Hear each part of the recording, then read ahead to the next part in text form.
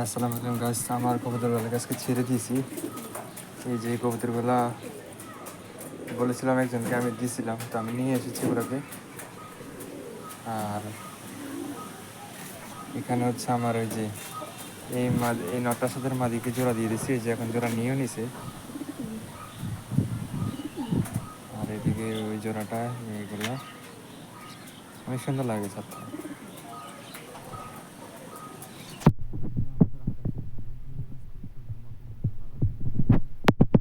সুন্দর একটা আকাশ, চারিদিকে গাছপালা একদম দূরে দূরে, আর মাঝখানে খোলা আকাশ একদম দূরে, অনেক স্পেস নিয়ে জায়গাটা।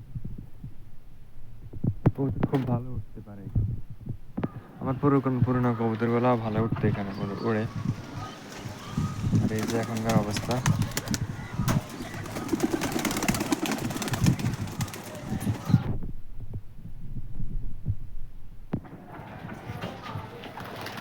আর এই যে আমার পুরো ছাদের ভিউ। আর এখানে কিছু গাছপালা লাগাইছি, এখানে একটা রজনীগন্ধা গাছ, আর এখানে একটা লেবু গাছ। আর এই যে আমার এখানে গোয়েম গাছ, মানে পেয়ারা গাছ একটা। এটা আমি লাল পেয়ারা, সৌদি পেয়ারা বলে এটাকে, এটা আমি লাগাইছি খেয়ে।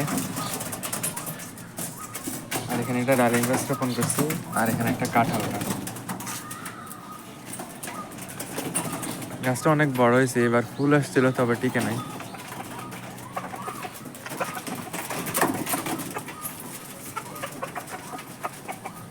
এই হলো আমার ছাদ বাগানের অবস্থা। যাক,